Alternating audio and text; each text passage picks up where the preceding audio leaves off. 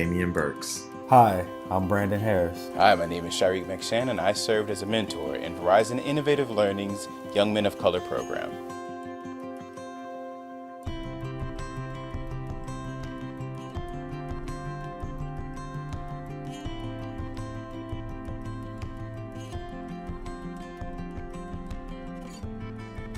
We try to expose them to different things and help open their minds up to see that there's so much more out there than what they are presented with every day.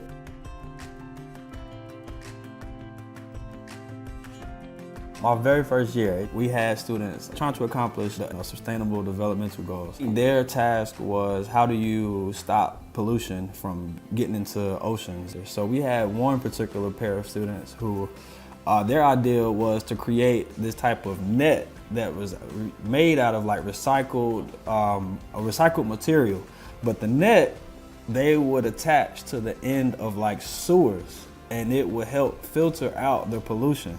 And it really came full circle to me when one day I was looking online and seeing that that's an actual strategy they use in Australia. Like, they did not give up at all. You can throw a problem at them and they were just like, yeah, I'm gonna get through it. Being able to see them grow as scientists, computer scientists, as men, it was absolutely lovely. I think all those kids are gonna grow up to be outstanding young men. The students made me feel that I was making an impact with every student every single day.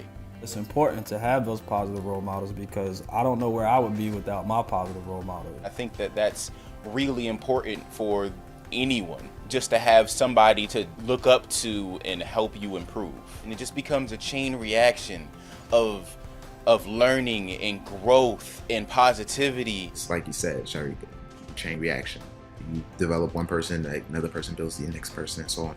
It just makes the world a better place to live. I think I was able to become a better person just by being around these amazing students. Kids will definitely teach you a couple of things, including patience. Mentoring in this program has led me to become a teacher.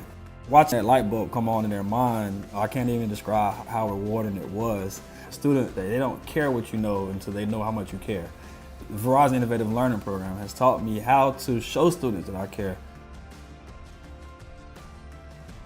Anything that you put your mind to, you can do. My biggest hope for you is that you continuously grow. Do not get discouraged. Just keep going. Welcome, everyone, and thank you for joining this session. I am Michelle Kober, Director of External Affairs and Strategic Alliances for Verizon. President Tanya Veazey, members of the Congressional Black Caucus, and friends, greetings on behalf of Verizon. We have enjoyed our longstanding partnership with the Congressional Black Caucus Foundation, and we are proud sponsors of the 50th Annual Legislative Conference. We hope that today's panel, focusing on HBCUs and the next generation of Black talent, advances the theme of this year's conference, Black Excellence Unparalleled, Pressing Onward in Power. Verizon has always been dedicated to diversity, equity, and inclusion, and it is a company that welcomes the talent that comes from HBCUs.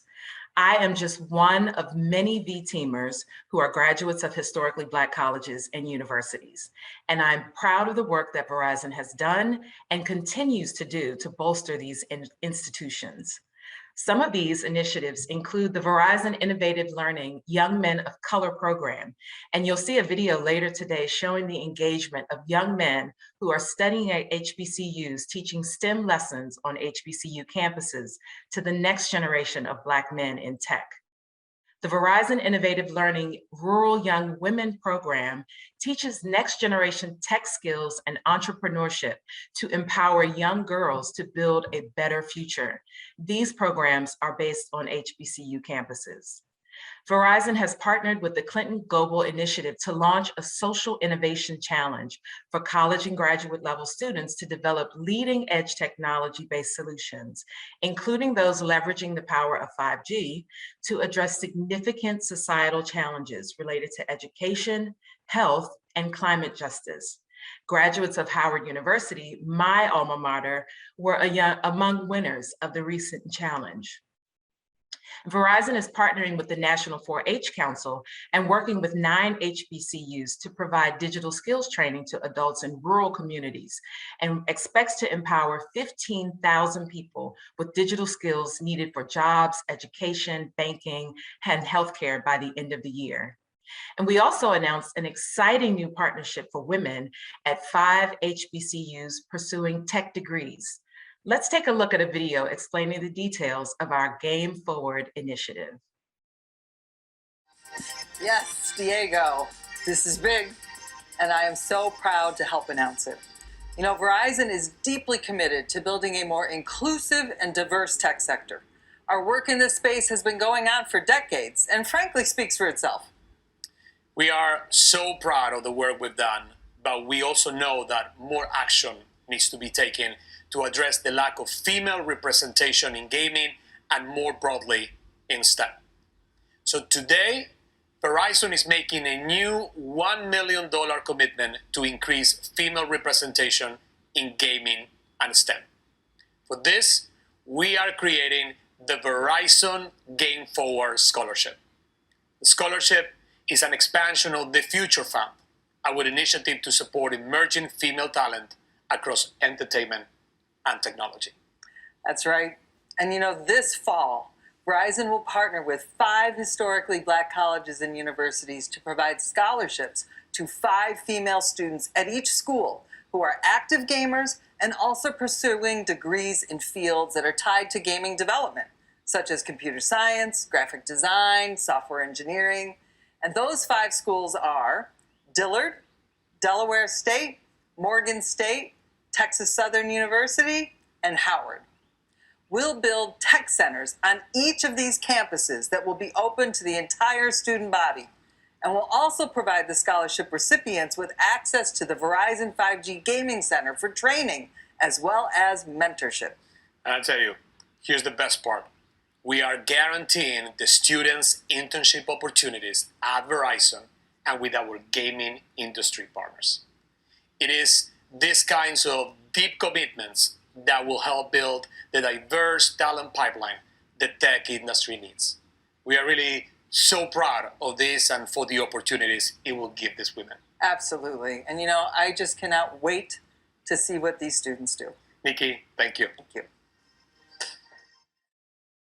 As a proud graduate of Howard University School of Law, I'm so happy to discuss how Verizon and other corporate partners can support HBCUs as we prepare students for jobs of the future. We have an incredible lineup of guests today, and I hope this program provides you with useful information and innovative ways that we can continue to support HBCUs. So let's get into our first segment, a fireside chat with Representative Alma Adams, a tireless champion for HBCUs, who will be interviewed by Dr. Julianne Malveaux, founding dean of the College of Ethnic Studies at California State University at Los Angeles. Dr. Malveaux, I will turn it over to you. Good day, I might say. I'm delighted to be here. I want to thank Michelle for the gracious opportunity to talk with my dear friend, Congresswoman Adams, who was part of my faculty when I was president of Bennett College for Women some years ago. So it's exciting to be able to talk to her, but it's also exciting to hear about what Verizon has been doing with HBCUs. It's a great partnership. Let me go right to Congresswoman Adams. As she knows, I can be a wind-up doll, but my job today is to ask questions, not answer them. My Congresswoman, you are HBCU to the bone. I mean, HBCUs are in your DNA. Your undergraduate degrees from North Carolina A&T State University and graduate MA from NCA&T, as well as the nearly 40 years you spent at Bennett College for Women, teaching art history and founding our Steele Hall, which is our art gallery. So you are HBCU. How come? You're brilliant, you're wonderful. Many people say, why do you go to and why do you value HBCUs? What would you say? Well, thank you, Dr. Malveaux. It's awfully good to see you again. You know, my entire career, teaching career, was dedicated to serving students best equipped and devoted to serving low-income, first-generation students of color, our HBCUs, as you say. I like to say I'm HBCU strong. And so my advocacy for HBCU really dates back to my time as a student at North Carolina A&T, where I wasn't really equipped to do college work when I got there. But eventually I was able to excel because of the instruction and the guidance that I received there. And of course, my 40 years at Bennett College, I had the privilege of teaching hundreds of Black young women who were just like me, first generation. They all looked at education as the pathway to a better life, as I did, and Bennett paved that pathway for them. So I couldn't help but see that while I couldn't help but see that while Bennett was undoubtedly a nurturing environment that provided a first-class education, it always forced us to do more with less. And we had to do that. All of our HBCUs have to do that. So when I first became a public servant many years ago, I endeavored to change that dynamic and to create more opportunity for students that look like me, that come from the same backgrounds as I did. Poor Black girl walking those ghetto streets of Newark, New Jersey. It was an HBCU that allowed me to now walk the halls of Congress. Congresswoman, you took your expertise as a student, as a faculty member to, you've done so many things. When you were a state legislator in North Carolina, you were a tireless advocate for HBCUs. And now in Congress, you've done the same thing. You founded the bipartisan HBCU caucus.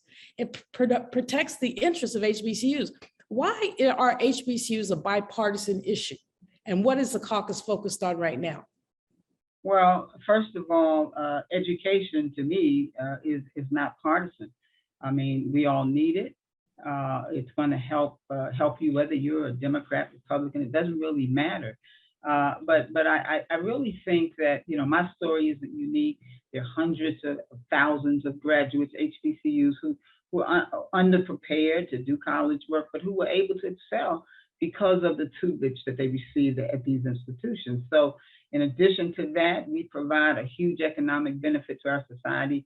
UNCF has done the numbers. We generate $15 billion in economic output annually. We create over 134,000 jobs, Dr. Malveaux, and they generate about $1 million more in career earnings for graduates compared to their peers. Plus, I don't have to mention the litany of leaders that have come through the doors of our universities: Martin Luther King Jr., Thurgood Marshall, our Vice President, Kamala Harris, and about half of the members in the Congressional Black Caucus have all been connected with HBCUs. So HBCUs practically built the Black middle class in this country.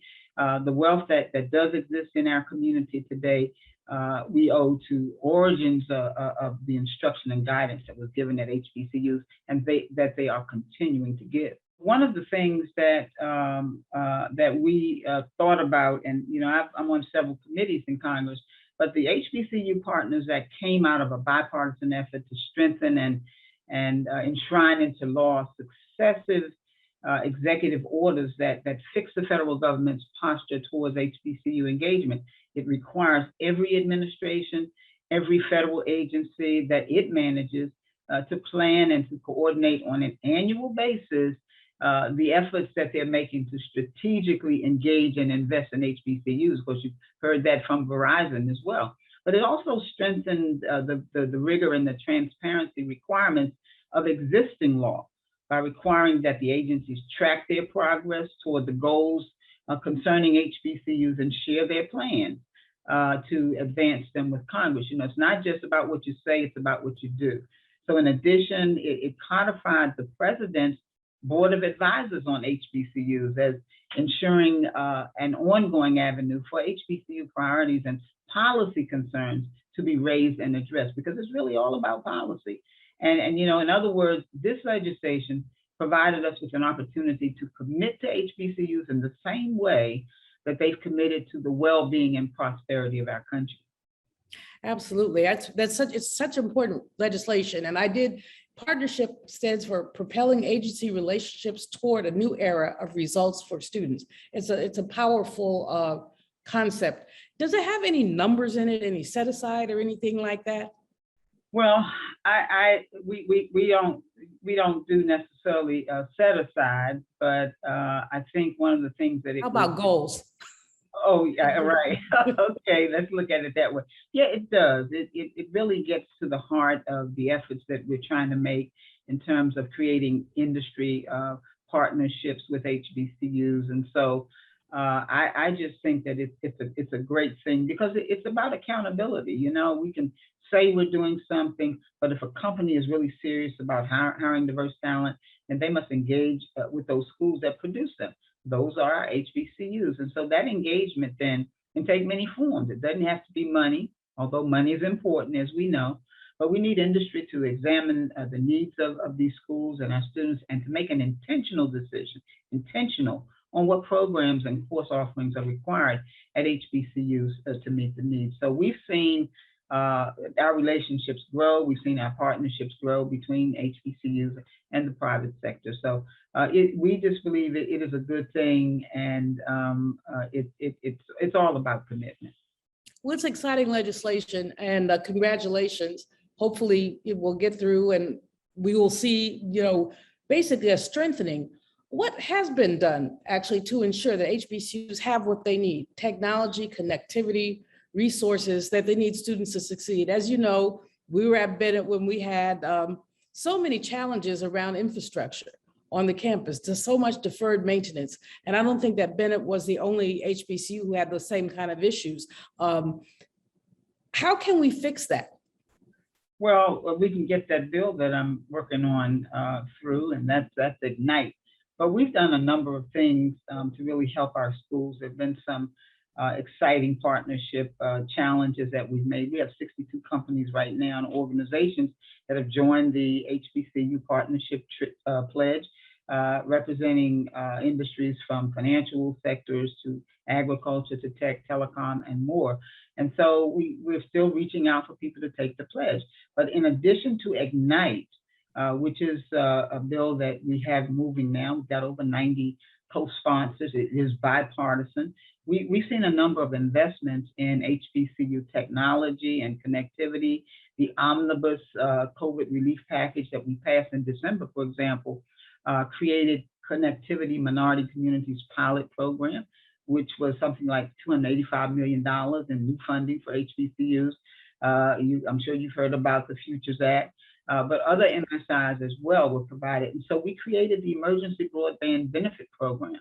That provides $3.2 billion to fund a monthly $50 subsidy to low-income households that will offset the cost of broadband. We know that, listen, you can have all of the equipment that you want, but if you can't connect, that's not a good thing. And so additionally, we've seen some private partners step up to the plate, such as Verizon, who I know recently unveiled their program to increase HBCU female student participation, which we heard about in STEM and gaming. But our schools need and deserve more. And I am, along with the bipartisan caucus, we're not going to rest until that happens. So we're going to continue to work to keep this fire going, and that's why we call it Ignite. We've ignited this flame, and we want it to become just a big fire under people, so they understand that our schools not only, Dr. Malveaux, need to survive, but they need to thrive. Precisely.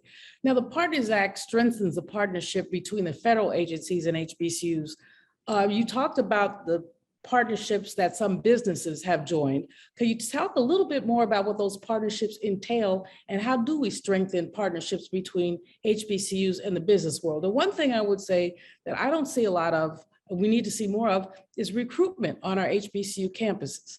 Some of the companies, I mean, they may make a contribution, they may do something, but when it comes to the jobs piece, they're at the Ivies, sometimes they're at the state universities, but they need to have the same kind of presence at HBCUs. Congresswoman. You're absolutely right. And the first thing, we need industry to be intentional, as I said, about making their businesses, their boardrooms more diverse. A lot of companies talk a good game. They talk the talk, they don't walk the walk. So as it relates to hiring diverse candidates, but we don't see that oftentimes, as you said, reflected in those numbers. So if a company's serious about hiring diverse talent, then they've got to engage with the schools that produce that talent. That's our HBCUs. And so that engagement, can take a lot of forms. Like I said, it's not just about money. It's about other opportunities that you can provide. So we need industry to look at their needs that the schools have, make an intentional decision on what they can do in terms of programs. But we right now have seen multiple partnerships develop between HBCUs and the private sector. We have, I think, close to 50 partners or so in the partnership challenge, and it's really an exciting time. Everybody's talking about HBCUs. We've gotten a lot of traction since not only even before I came actually, but we've seen a lot of traction since the development of the bipartisan HBCU caucus, working along as well with the Congressional Black Caucus. So it's at the heart of our efforts to continue to facilitate the industry partnerships with HBCUs. So we know that, and we recognize that government can't do the work alone. Making our schools sustainable in terms of the laboratories and the talent and the productivity. We can't do that by ourselves. So the Partnership Challenge is a pledge. It's a public announcement that an organization is at the table. Shirley Chisholm, if you don't have a seat, bring in a folding chair, but that they're at the table and they're committed to creating the strategic partnerships with our schools. We have, and let me correct my number, I think I said 50. We've got 62 companies and organizations that have joined the pledge, and they represent industries from all over, agriculture, financial sector, et cetera. So if you want to take the pledge, and we encourage industry to do it, all you have to do is to reach out to my office, and once a member, you will have access to our offices, ongoing relationships, and the dialogue with HBCUs, and be able to access best practices for engagement that we have actually gathered through our work. And we've been working on this for a while, ever since I stepped my foot onto Capitol Hill. You have been just tireless in fighting for HBCUs, and this partnership challenge is exciting. The number that you shared, over 60, is an exciting number, but there's a Fortune 500, there's a Fortune 1000, so it seems to me that there's a lot more work to be done. How can corporate leaders encourage their peers to join the partnership challenge? Well, I think we've got to, each one reach one. And I think it's important for the various corporate entities that we have who are engaged to spread the word, to participate in our STEAM Day on the Hill, to participate in the other programs that we do, because you'll have an opportunity, bring them along with you. And so that not only can we meet the wonderful presidents and chancellors that we have and administrators working at our schools, but also students oftentimes will be engaged. So I think it's really about asking our corporate folks to reach out to their corporate friends and the relationships that they have. And so that has really, I think, caused the partnership challenge to be broadened and widened as it has over these past, it's been 5 years now. So it's been a good thing, and I think it has served not only the schools, but it has served the agencies who have reached out. I've got a thought. Can you challenge your 62 to each one, as you say, bring one, challenge? This is one of the things you have to do not have to do, but are encouraged to do as a partner, is to reach out to one or two of your peers and bring them to the table. That's just a thought. What do you think? I think that's a great thing. We say that when we get involved with when it's time to go vote, we say bring somebody with you, and I think that's how we learn. But also just sharing the information that you have, put it in your newsletter, put it on your website, all those kinds of things, so that the contacts can continue to be made. And a lot of folks are doing that. Many of them who reach out to us say, well, we heard about what you were doing. We read about what you were doing. And so we want to be a part of it. Nobody wants to be left out. Everybody, as you know, Dr. Malvo, wants to be a part of a good thing. This partnership challenge is a good thing. The Partners Act is a good thing. I think it's going to hold everybody accountable who ought to be. Because as I continue to say to all of our schools, we are HBCU strong. And we are preparing, and I say we because, once a bell, always a bell, once a HBCU, sort of person always won. But when we say HBCU strong, just give me another minute. We talked about it earlier, but preparing the next generation of workers. How do HBCUs differ from other schools in terms of how we prepare? Well, I think one of the things is that and I use myself as an example. As I said before, I was a poor Black girl who walked those ghetto streets of Newark, New Jersey. Never imagined that I could even go to school. First of all, we didn't have any money. But one of the things that I learned is that when you have the nurturing environment that I have seen and experienced myself on a campus, on an HBCU campus, this has really helped, I think, every young person who has a desire to get an education. I'm reminded of W.B. Du Bois, who said of all of the civil rights which the world has struggled and fought for 500 years, the right to learn is undoubtedly the most fundamental. And so we believe that at HBCUs. We take those students, regardless to where they come from, how prepared they are, and we then prepare the next generation. We have a signature role in preparing our next generation. We're living in an increasingly diverse society. The Census Bureau just reported that early signs show that all U.S. population growth in the last decade came from growth in communities of color. And what that means is that our workforce will soon be required to reflect that fact. HBCUs, despite the underinvestment, despite we're doing a lot with a little, despite only representing 3% of all colleges and universities, we're still producing 27% of all Black STEM graduates, 40% of all Black engineers, 50% of all Black lawyers, and public bring the data. 80% of all Black judges. So in diversifying America, it is absolutely clear that HBCUs will be responsible for producing the workers to come, the workers of the future. And so, I tell students all the time, you are the leaders of the future, but you are the leaders, you are the right now leaders. And we've got to always think about that as well. So we've got the data, we've got the all of the numbers. We're not half stepping here. And not at all. Never been half stepping. We couldn't end our conversation on a more uplifting note, reminding folks of your own background, but also of the numbers, of the absolute numbers. I just throw in one more. HBCUs produce the majority of Black women who are getting PhDs in engineering and science, the majority of them. So thank you, Congresswoman, for the opportunity to chat with you and to hear again about your tireless service supporting HBCUs. I'm turning it over now to Tony Lewis. He is the Regional Vice President of State Public Policy and Government Affairs at Verizon, and he'll be moderating a panel of outstanding HBCU leaders and advocates in our next segment. Tony? Dr. Malveaux, thank you so very much. And virtual applause. That was wonderful. Representative Adams, devotion. I took that word, you said it first as a part of your speech. Devotion to HBCUs, HBCU strong. We're going to leap from there into the next panel. Thank you so very much. That was inspiring, educational, and it leads us to another set of amazing leaders.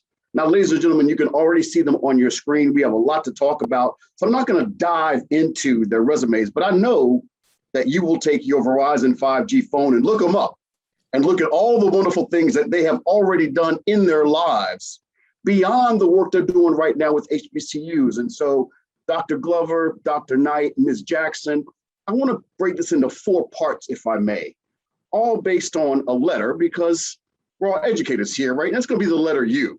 We're going to start with a conversation about you. We're going to go to HBCUs. We're going to talk about technology. And then we're going to end it with us and how we all are part of this. So if you would, and we'll start with you, Dr. Glover, tell us about you, and more importantly, the partnership you have formed to bring you to Tennessee State University. How did that happen? And from an amazing career you already had, why you chose to devote yourself to an HBCU? I thank Verizon and the Congressional Black Caucus. Thank you for this platform and for what you're doing for HBCUs. Tennessee State University first. I am Glenda Glover. I serve as president of Tennessee State University, a position I've held for almost 9 years. In fact, someone told me yesterday, well, the day before yesterday, I was the longest serving HBCU president, female president now. So that's my status. I'm honored to be president of TSU. I am a graduate of Tennessee State University. So as you know, there's no greater blessing than to come back and head and lead the very university that gave me my start. So I'm HBCU to the blood also. A word about Tennessee State is a public university, and we're state assisted. That's what that means. We're state assisted, not necessarily state supported. Once upon a time, we were all state supported, but now we're state assisted. Approximately around 8,000 students from 48 states and 45 countries, with comprehensive university, undergraduate, master's, and PhD, doctoral degrees. We're about 60, 70,000 alumni, many of whom are doing very well in their careers. We're a land-grant institution, have a great relationship with the Department of Agriculture. So we made partnerships with many elements of our federal government, many aspects of it. We made partnerships with just various of the corporations, Fortune 500s, small businesses. We're making the partnerships now, so everything that we do can go to our students and ensure their well-being and ensure their future. Thank you, Dr. Glover. Dr. Knight, same with you. You chose, after an amazing career of many, many, many different opportunities that you excelled in, to devote yourself to Miles. Tell us what your journey was and why you chose to commit yourself to an HBCU. Thank you so much. I'm Bobby Knight, the 15th president of Miles College. And I have to thank Congresswoman Adams and the Congressional Black Caucus and everything they have done for HBCUs. I've been at the helm of Miles College now for almost 2 years, initially as interim and then as permanent. I did not choose Miles College. Miles College chose me. I was happily retired from Southern Company, Alabama Power Company, after almost 38 years in the corporate world, and getting fat and happy, I guess. And but I was on the board of trustees at Miles College, and when the president at the time took another position in Atlanta at Clark Atlanta University, the board chair asked me to be interim. And I thought she was nuts, really. I thought she was just kidding. But let me tell you something, it did choose me. I think that I was born for such a time as this. It is a calling, it is not work.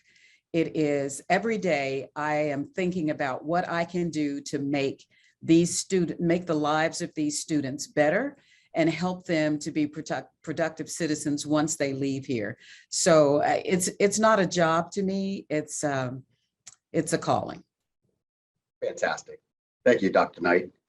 And Ms. Jackson, I've known Ms. Jackson for quite a while, and I know all the work you've done for so many years for this prestigious organization, the United Negro College Fund. I remember that before I entered Elizabeth City State University, that a mind was a terrible thing to waste. Tell us why you are so committed to that organization and the work it has done for so long for HBCUs. Well, I started with a very phenomenal background in that I had the opportunity to join my late husband in his military career. And so a number of years, I would work in higher education at universities, because wherever there's a military base, there is a university nearby. And they were all majority institutions. I learned a great deal working in higher education. And when my husband was transferred to the Washington, D.C. area, that was when I knew I wanted to be at UNCF. I knew that UNCF was headquartered in Virginia at the time. And I also knew that I wanted to bring all of those skills I had learned at majority institutions and help HBCUs and the students who attend them. So it was actually just a wonderful opportunity for me to come in and hopefully make a difference. I didn't get to go to an HBCU. I grew up in Chicago, and I was a first generation college student in my family. So for me, it was really important to ensure that other students who were first generation, just like me, had the resources available to them. And I had always wished after I started working for UNCF and heard, obviously, I watched An Evening of Stars like so many other people, but it was really important for me to be involved. And all I could think of was if I had known, if HBCUs had been presented as an option to me, I would have gone in a minute. I have grown to love these institutions and I have grown to love the students. It is a labor of love for me, and I am so proud to be a part of this. So I want to thank the Congressional Black Caucus. It was an honor to listen to Representative Adams and thank Verizon for giving me the opportunity to participate today. Thank you so very much. We're so happy to have you here. So let's take a deeper dive then. We all heard Representative Adams and some of the details that she outlined about what's happening with HBCUs in general. But we have two presidents here. So I'd love to, with Dr. Knight, start with you and talk about, and if I have this correct, you took office right before COVID. I think maybe 6 or 7 months before you had to dive right into a pandemic, an unprecedented situation for students, faculty, donors, everything. Can you talk about your view of how partnerships should work now? What's happened specifically with technology and how your students, your faculty, your donors, your partners have come to you to talk about what the future is and how they should work with you? Yes, Anthony, thank you for that question. So I was elected permanent president on March 5th of 2020. And a couple of weeks later, we were shutting down the campus. And every college and university in the country had to pivot. I mean, you had to do what you had to do to ensure that your faculty and your students were able to continue with their education. We would not have been able to do it as well had we not had the support of Congress. And I'm just going to put it out there because what they did and put forward for HBCUs, for all colleges and universities, allowed us to put in place the technology, the infrastructure that we needed to ensure our students could continue their learning. So I've often talked about, I talked to my faculty and staff actually on Monday about the pandemic being the Black Swan event. So in corporate America, and Dr. Glover is familiar with this, I'm sure, a Black Swan event is one of those unpredictable, potentially severe events that has severe consequences and pretty much changes the trajectory of everything you have going on. So that's what the pandemic presented for us. It was one of those major events that basically has now changed how we deliver education forever and ever. So, you talked about all of those colleges that you partnered with, and I hope that Verizon will look at Miles College as one of those that you partner with in the future. I have to tell you that my sister president, Dr. Glover, has made it possible for Miles College to be a partner in the HBCU C2 initiative with Apple, and so we're excited about that initiative. She can talk more about it if she wants, but they basically teach our faculty how to code and how to teach coding to students. And what we do is we don't charge students for that. That's just now it's becoming a part of how they learn and what they learn. We entered into a partnership with IBM back before the pandemic. IBM made a commitment to, I think it's $100 million for HBCUs across the country. And they have taught our faculty how to teach and learn blockchain, data science, data mining, all of those things that our students will need to know to be competitive in the future. We have partnerships with Southern Company, my old company. And, I have taken advantage of every relationship that I have developed over my almost 38 years in corporate America, and I have brought them to Miles College. Fabulous. Thank you. And I'm looking forward to headed down 95 into Alabama and checking you out personally. Dr. Glover, similar question. Everything has changed, as Dr. Knight has pointed out. And Dr. Knight, I'm so glad you mentioned faculty and how they need to adapt to technological changes. Dr. Glover, similarly, tell us about your experiences pre-COVID and now that we're in the situation and how technology has affected what you do, how you lead, how students are learning, all of that. Good. Well, again, I agree with everything Dr. Knight has said. Let me add to it that TSU, like many HBCUs, is located in a low wealth community. And our reach goes beyond the college campus. And COVID has made everything, including TSU, faculty and staff, look at not only enhancing the capacity, but improving the access. TSU was faced with the challenge of switching to remote learning, only to learn that many of our students were returning to those communities that lacked the sufficient broadband capacity to meet their needs. It let us see how we need to push for technology infrastructure improvements.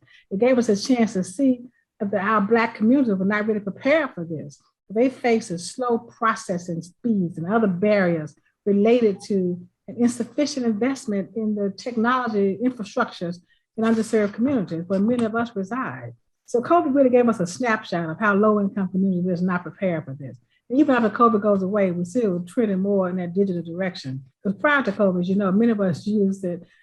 We used our technology just for entertainment, you know, but now it's a way of life, especially in minority communities. So those low processing speeds were harmful. Students could not, they could no longer log on and stay on and do their assignments. For students, and we have 3 or 4 in the household on they had that same capacity, it was not big enough.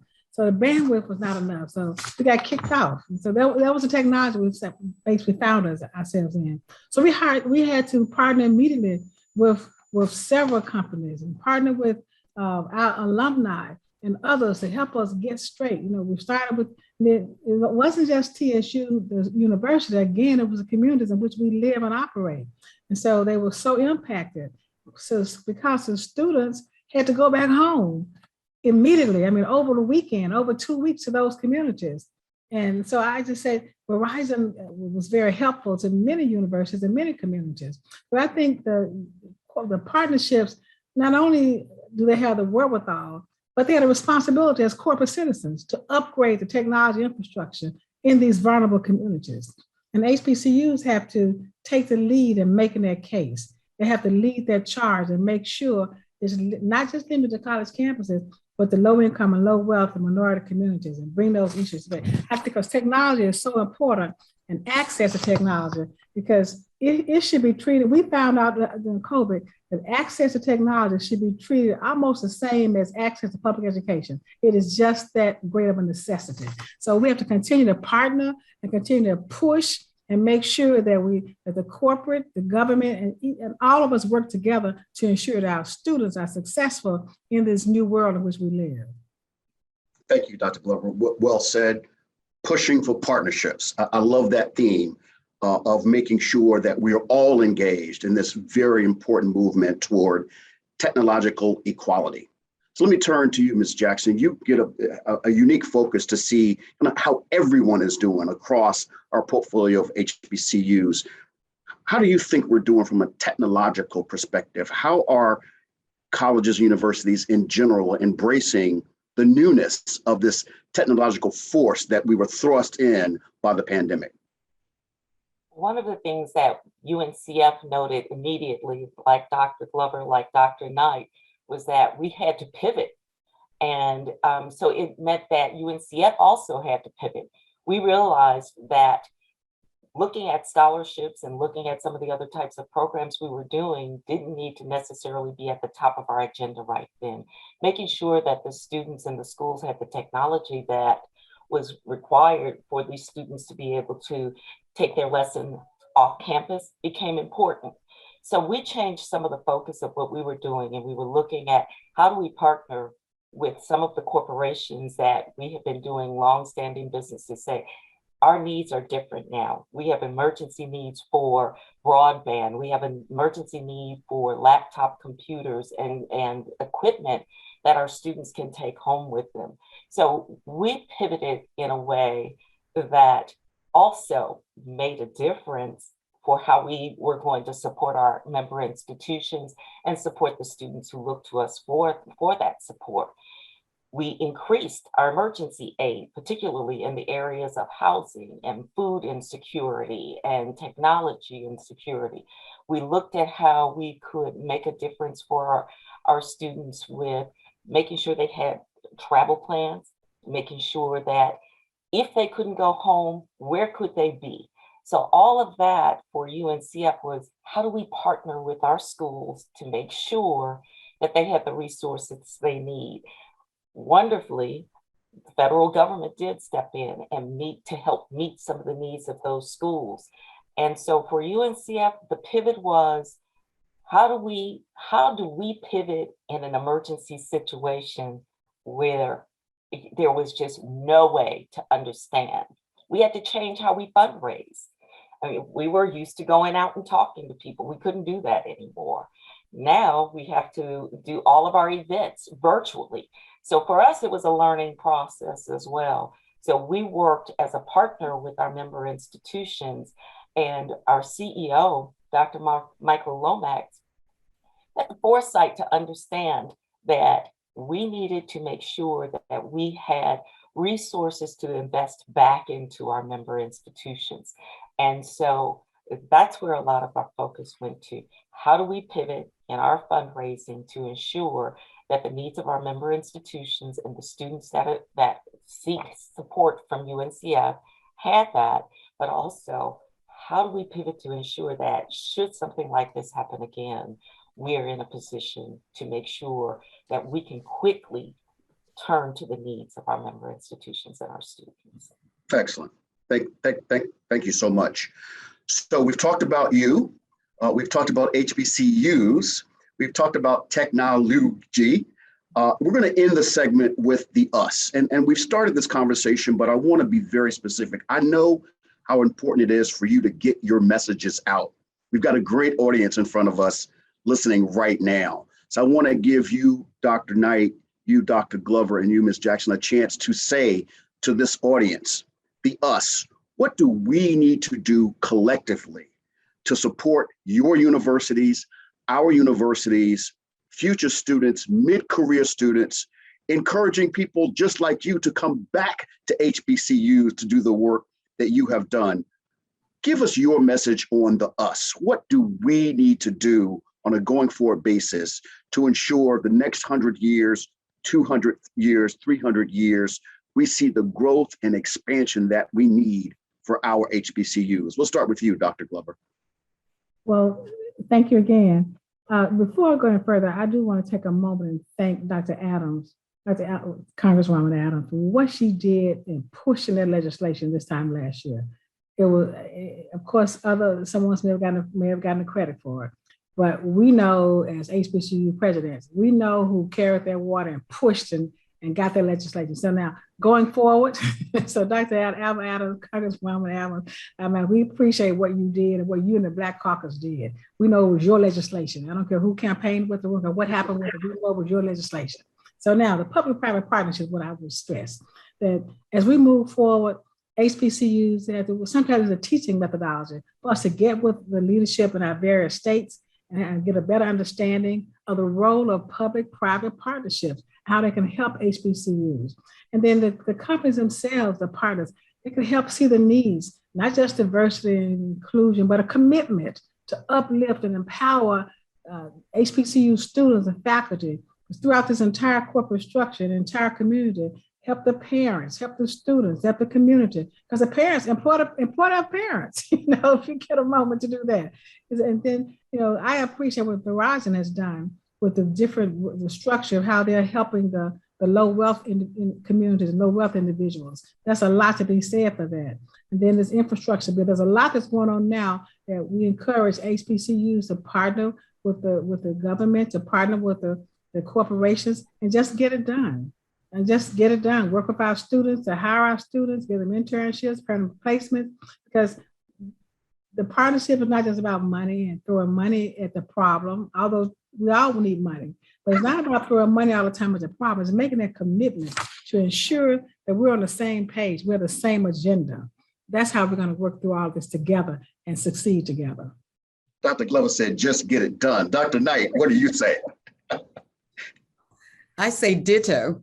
Um, so again, I have to thank Dr. Lomax and the UNCF. Miles College is a private institution, and we are a UNCF school.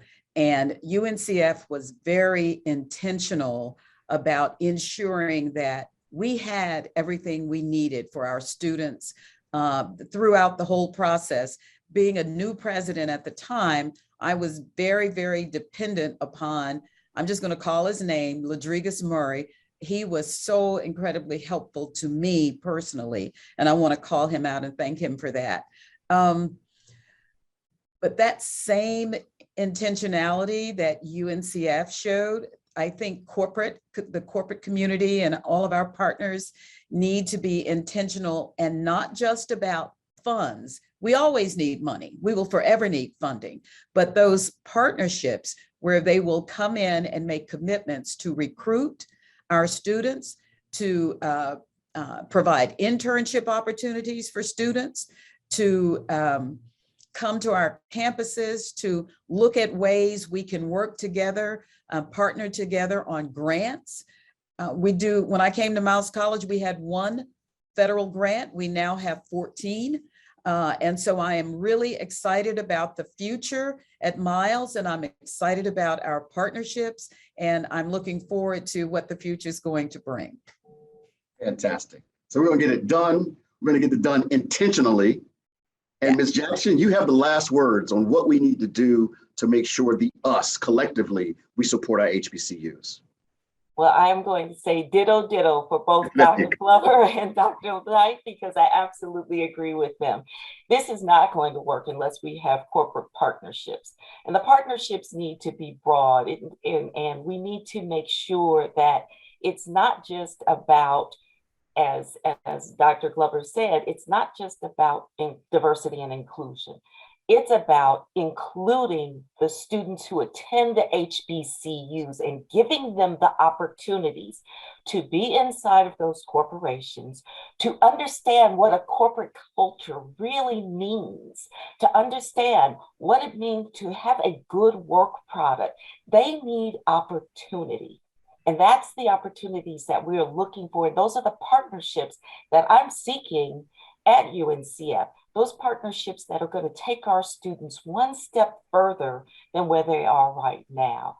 Give them the real hands-on experience, whether it's through internship opportunities, as mentors, as corporate mentors to the students, but most importantly, having them have those experiences. And at the end of the day, when they're ready to walk across that stage in May, offering them a position inside the corporations. It's not enough to just say, okay, we'll give you an internship opportunity and close the door and say, okay, I did my duty. No, it's more important to ensure that once they have served you in an intern capacity, that they get the opportunity to be a member of your team and bring that expertise that they helped to build and make them a partner in the organization. Bravo. Bravo. Thank you, Ms. Jackson. So, ladies and gentlemen, you have heard it. Get it done intentionally, and give these people a job. It's that simple. That is a great challenge for corporate America. It's a great challenge for all of us to be engaged in these magnificent universities that have produced magnificent leaders that you see in front of you that are working for Verizon and many other corporations, and my family, by the way. And so thank you, Dr. Glover. Thank you, Dr. Knight. Thank you, Ms. Jackson, for these wonderful words, for your time. On behalf of Verizon, we are thrilled to be partnering with you. We look forward to future partnerships with you. We hear you, and we're going to continue to do what we do best, which is listen, partner, and engage with everyone that we possibly can, because we know we have work, because customers choose to use our products and services. So thank you so very much. I'm going to turn it over now to my partner in Verizon, Michelle Cooper. Michelle, thank you so very much for the opportunity. This has been wonderful. Thank you so much, Tony, and thank you all for joining this discussion today. I would like to thank Representative Adams, Dr. Malveaux, Dr. Glover, Dr. Knight, Ms. Jackson. This was a fantastic conversation, and I hope that we all have some takeaways and action items so that we can, as you said, get it done. And we will close today's session with a heartwarming video with participants from the Verizon Innovative Learning Young Men of Color program. And thank you so much again for attending.